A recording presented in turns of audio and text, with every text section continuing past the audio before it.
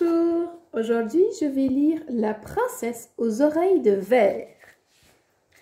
Jadis, dans un pays lointain, naquit une princesse aux oreilles de verre.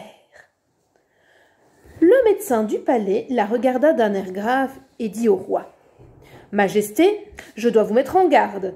Votre petite princesse ne doit entendre aucun bruit. Sinon, ses oreilles se briseront en 1000 morceaux. »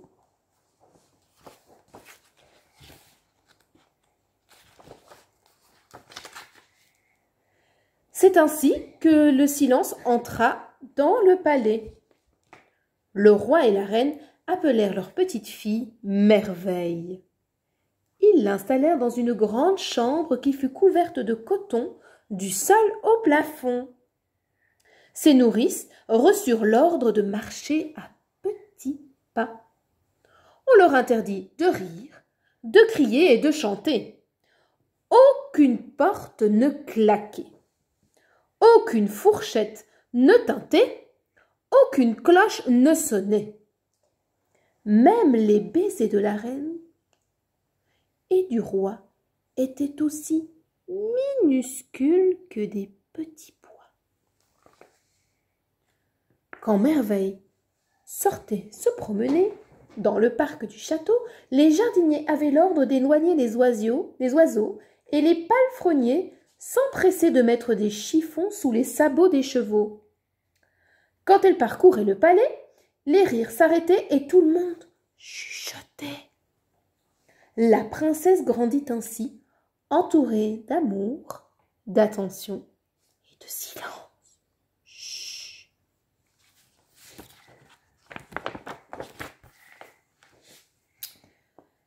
Elle devint une belle jeune fille délicate, le teint pâle, les yeux bleus presque transparents. Quant à ses oreilles de verre, elles encadraient son visage comme deux bijoux précieux. Ses parents continuaient à trembler pour elle comme au premier jour. « Ne sors jamais sans notre permission, » murmurait le roi. « Ne cours pas, tu risquerais de tomber, » chuchotait la mère. Parfois le soir, seule dans sa chambre de coton, Merveille se sentait triste. Elle imaginait qu'elle tombait amoureuse d'un beau garçon. Un jour, elle sortit se promener dans le parc en compagnie de la reine et croisa le nouveau jardinier du château. C'était un jeune homme aux boucles brunes et aux épaules larges. Dès qu'elle l'aperçut, ses joues s'empourprèrent. Dès lors, elle rêva de lui toutes les nuits. Chaque matin, elle le guettait par la fenêtre de sa chambre, l'observait arroser les pivoines et couper les roses fanées. Un beau matin, priant pour ne pas croiser ses parents, elle descendit à pas feutrés les escaliers du palais et sortit dans le jardin. Quand les yeux du jeune jardinier se posèrent sur elle, son cœur se mit à battre plus vite et plus fort. Boum, boum, boum, boum.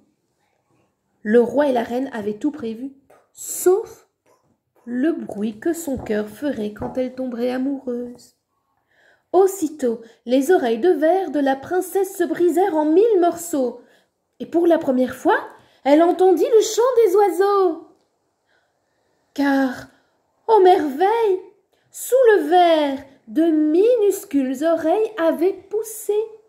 Elles étaient aussi petites que les baisers de la reine et du roi, mais elles étaient bien en chair et assez solides pour tout entendre.